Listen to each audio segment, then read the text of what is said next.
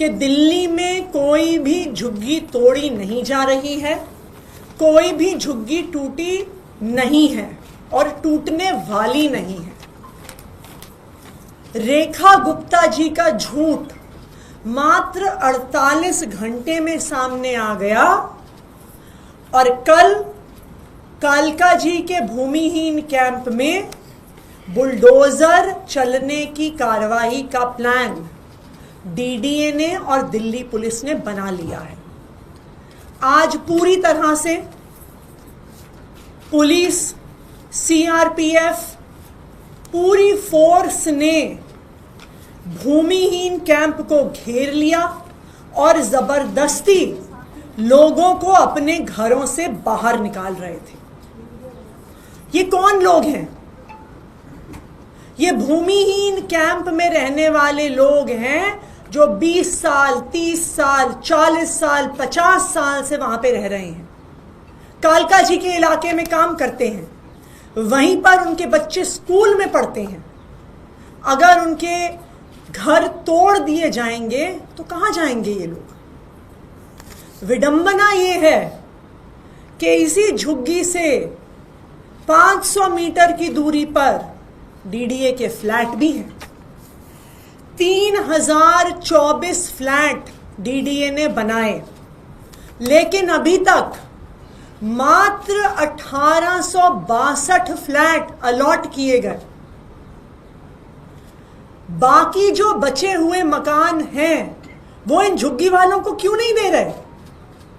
जो भारतीय जनता पार्टी ने वादा किया था कि जहां झुग्गी है वहीं मकान देंगे, आधे से ज्यादा भूमिहीन कैंप के निवासियों को मकान नहीं मिले और अब उनकी झुग्गियां तोड़ी जा रही हैं बिना कोई भी मकान अलॉट किए।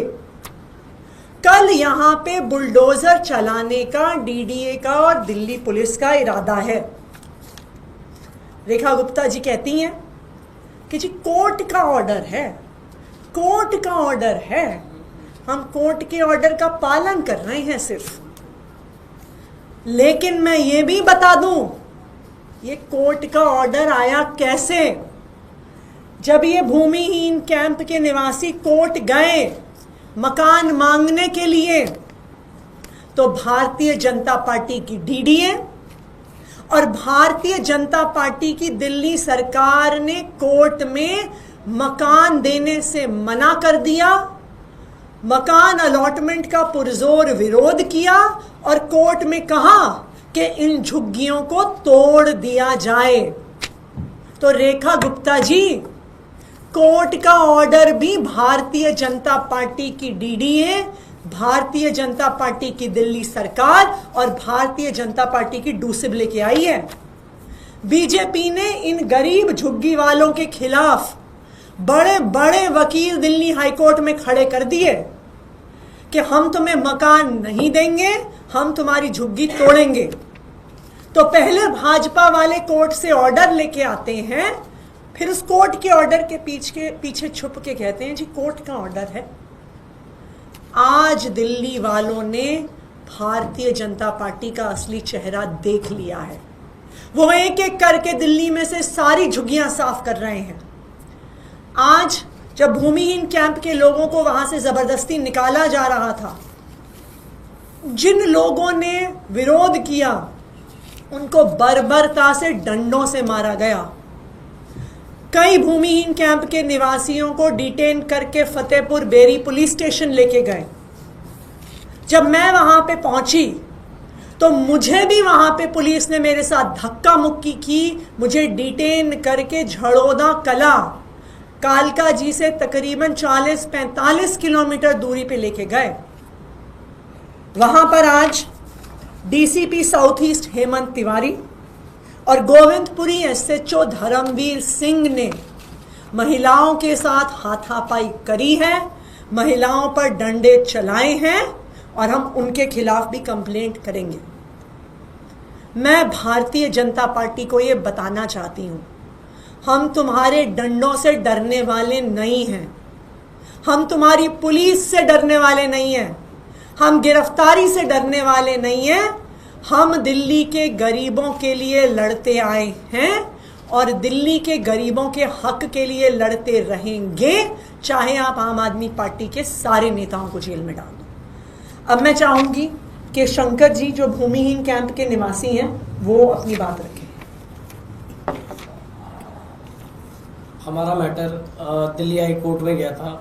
सरकार ने ये बात छुपाई कि 1862 को तो दिया गया, इस बात के लिए वो अपनी पीठ थपथपा रही है, मगर 1029 को रिजेक्ट करा, 100 से ज़्यादा लोगों को सर्वे में इंक्लूड नहीं करा। जो इस सारे मामले को लेकर दिल्ली हाई कोर्ट गए थे, हाई कोर्ट ने स्टे भी दिया, मगर इस समय केंद्र और राज्य सरकार जो है उनके वकीलों ने पूर जोड़ से हमारा विरोध करा और हम कोर्ट में टाइम मांगते रह गए। एलपीए के लिए कोर्ट ने हमें टाइम भी नहीं दिया। हम अपने दस्तावेजों को प्रस्तुत करना चाहते थे। हम चाहते थे कि न्यायाधीश हमारे मामले को सुने, हमारे दस्तावेजों को देखें और उसके बाद डिसाइड करें। और जबरन ही आज जब मैम हमारे पास आ रही थी तो तभी हमारे को मिलने से रोका गया और कई सारे लोगों को वहाँ से हटाया गया और भगाया गया कि लोग मिल ना पाए और झुग्गियों को खाली दिखा दिया जाए कि कोई रहता नहीं है। पुलिस ने जेंट्स पुलिसों ने जिस तरीके से महिलाओं के साथ करा बहुत ही गलत था, मेरे सामने ही था। हम लोग बड़े रिक्वेस्ट भी कर रहे थे, वो लोग नहीं मान रहे थे और इसी तरीके से वो हमेशा करते आए हैं, वो सुनते नहीं हैं। और सरकार के वकील, अगर सरकार को देना होता तो सरकार कोर्ट में हमारा विरोध नहीं करती। ऐसे अभी हाल ही में ही एक जजमेंट आई थी जिसको गरीबों के फेवर में थी, उस जजमेंट को स्टे करा दिया गया डीडीए के वकीलों द्वारा, सरकार के वकीलों द्वारा उस पर रोक लगवा दी गई, जो अभी भी पेंडिंग है और कोर्ट में उस पे उसके कारण लोगों को घर नहीं मिल पा रहा है। अब भूमिहीन कैंप की निवासी सीता जी अपनी बात रखेंगी। मेरा नाम सीता है, मैं कुछ बोलना चाहती हूँ। आज जैसे अतिशी मैम हमसे मिलने आई तो उन्होंने, जैसे वो हमसे मिलने आई, पुलिस वालों ने खूब हम पे लाठीचार्ज करा। लेडीज पुलिस कुछ भी नहीं थी, जेंट्स पुलिस थी और एसएचओ था। उसने हमारी एक महिला थी उसको मारा भी, उसके पीठ में लगी, कमर में लगी उसकी चोट। आतिशी मैम जैसे हमसे मिलने आई, इनसे खूब हाथापाई हुई, इनके ऊपर हाथ रखा गया, ऐसे छीना झट्टी हुआ। हमने इनको भी छुड़ाया बिल्कुल उस तरीके से। हमारे बच्चे गिरे उसके बीच में, हमारा सामान सारा खराब हो गया और ये हम पे अत्याचार हो रहा है। ये अत्याचार क्यों हो रहा है हम पे? अगर हमें बोला गया है कि हमें 3024 घर हमें मिल चुका है तो हमें 1200 चाबियां कहाँ हैं?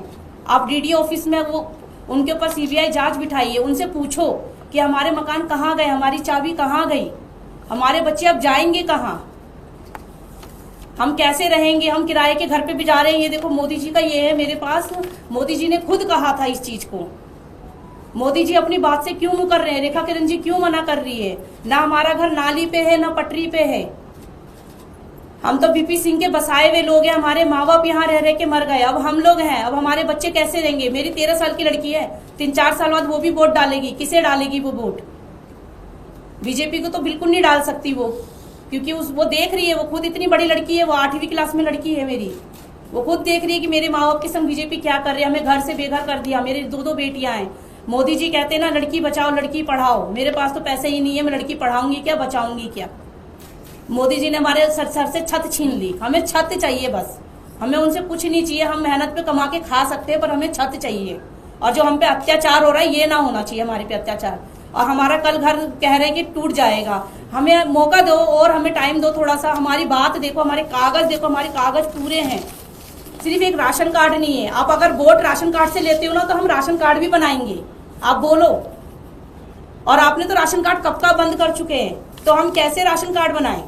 जब आप राशन कार्ड बनवाएंगे, सरकार हमें बनाने का वो करेगी तभी तो हम बनाएंगे। जब सरकार ने अलाउड ही नहीं करा तो हम कैसे राशन कार्ड बनवाए? जितने आइडिया हमारे पास सब है, हम इस पे वोट डालते हैं।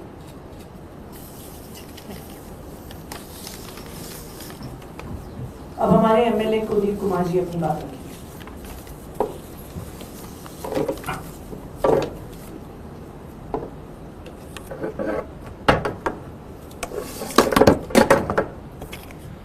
तो भाजपा का नारा था चुनाव से पहले जहां झुग्गी वहां मकान, और अब भाजपा अपने नारे को आगे बढ़ाते हुए जहां झुग्गी वहां मैदान करके दिल्ली के गरीब जनता को, दिल्ली के गरीब झुग्गी वालों को बेघर करने का काम कर रही है। चुनाव में वोट लेते समय इन लोगों ने झुग्गी वालों को विश्वास दिलाया कि हम आपको मकान देने का काम करेंगे, बड़ी बड़ी वाहवाही लूटी। लेकिन आज आप देख रहे हैं कि हम लगातार जिस बात को कह रहे हैं वो बात लगातार सच साबित हो रही है कि दिल्ली में अलग अलग इलाकों में प्रतिदिन झुग्गियां तोड़ने का काम कर रहे हैं। उधर मुख्यमंत्री कहते हैं हम झुग्गियां नहीं तोड़ रहे, और दूसरी तरफ पुलिस का झुग्गी तोड़ने का काम करते हैं। और आज जो आपने देखा कि कैसे भूमिहीन कैंप के अंदर पूरी पुलिस बल लगाकर किस तरह झुग्गियों को तोड़ने का काम कराया जा रहा था, और वहां हमारी नेता प्रतिपक्ष आतिशी जी जब पहुंची तो मुझे आज बड़ा दुख हो रहा है इस बात को लेकर के दिल्ली के अंदर जो दिल्ली पुलिस है, वो दिल्ली पुलिस का काम है कि वो दिल्ली की जनता की सुरक्षा करे, दिल्ली में दिल्ली के लोगों की सुरक्षा करे, ना कि केवल भारतीय जनता पार्टी की चापलूसी करने का काम करे।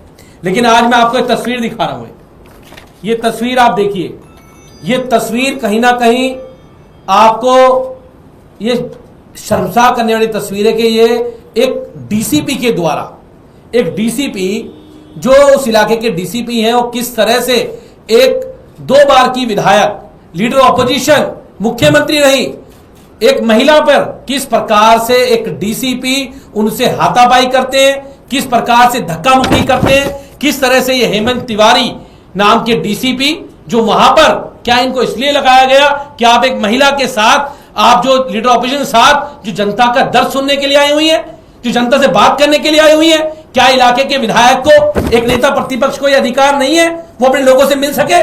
इस लोकतंत्र के अंदर आप लोगों के घर उजाड़ोगे, आप लोगों के मकान उजाड़ोगे, और दूसरी तरफ ऐसे डीसीपी, ऐसे अफसर, मुझे लगता है कहीं ना कहीं ये अफसरशाही को भी शर्मसार करने का काम कर रहे हैं।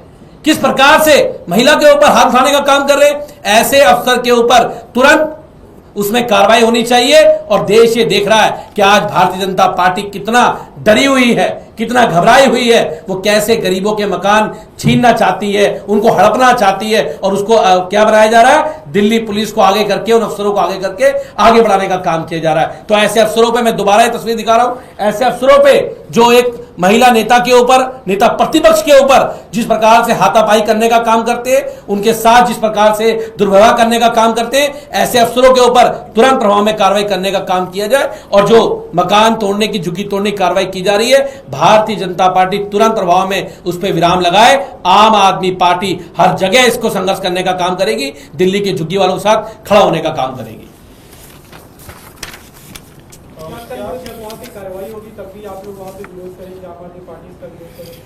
देखिए, सबसे पहले तो हम उम्मीद करते हैं कल सुबह हाईकोर्ट में हियरिंग भी है, जहां पर अपने कागजात जो भूमिहीन कैंप वाले हैं वो रखेंगे। लेकिन अगर हाईकोर्ट से स्टे नहीं भी मिलता है तो हम बिल्कुल झुग्गी वालों के साथ खड़े रहेंगे। और मैं दिल्ली सरकार को ये कहना चाहती हूँ कि कल जब हाईकोर्ट में केस जाएगा, आपकी असलियत इस बात से पता चलेगी कि डीडीए का वकील क्या कहता है, वो झुग्गी वालों के साथ खड़ा होता है या उनका विरोध करता है। दिल्ली सरकार का वकील क्या कहता है, वो झुग्गी वालों के साथ खड़ा होता है, उनका विरोध करता है। और डूसिब का वकील क्या कहता है, हम इसको देखेंगे और पूरी दिल्ली वालों को बताएंगे। क्योंकि जब तक आम आदमी पार्टी दिल्ली सरकार में थी, चाहे सड़क पर हो चाहे कोर्ट में हो, हमेशा झुग्गी तोड़ने का विरोध आम आदमी पार्टी और उसकी सरकार ने किया। अभी दिल्ली सरकार की कैबिनेट मीटिंग की, उन्होंने आशीष सूद ने प्रेस कॉन्फ्रेंस के जरिए जानकारी दी है कि जो भी शिक्षा बिल है उसे ऑर्डिनेंस के रूप में पास कर दिया है कैबिनेट की, उसका रेंज और प्रेसिडेंट को भेजा जाएगा, लागू होगा। उन्होंने कहा कि पहली बार ये हुआ है कि अभिभावकों के बच्चों के हित में किसी सरकार ने काम किया।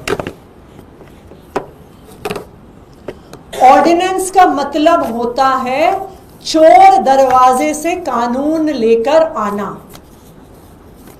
जब कैबिनेट में पहली बार ये बिल आया, ये दिल्ली के इतिहास में पहली बार हुआ होगा कि इतनी बड़ी पॉलिसी, इतना बड़ा कानून बिना किसी रायशुमारी, बिना किसी पब्लिक कंसल्टेशन के हुआ। क्यों? क्योंकि भारतीय जनता पार्टी माता पिता के हक में नहीं बिल बना रही। भारतीय जनता पार्टी प्राइवेट स्कूलों को बचाने के लिए कानून लेकर आ रही है। दिल्ली के प्राइवेट स्कूलों में पढ़ने वाले बच्चों के माता पिता इंतजार कर रहे थे कि जब ये बिल विधानसभा में पेश होगा तो तब तो पता चलेगा इस बिल में क्या है, तब वो अपनी राय रख सकते हैं, चाहे विपक्ष के विधायकों के माध्यम से। लेकिन भारतीय जनता पार्टी चोर दरवाजे से ऑर्डिनेंस के रूप में बिल लेके आ रही है। क्यों? क्योंकि अगर बिल विधानसभा के पटल पर आ गया तो सबको पता चल जाएगा कि ये बिल माता पिता को बचाने के लिए नहीं है, बढ़ी हुई फीस से बचाने के लिए नहीं है।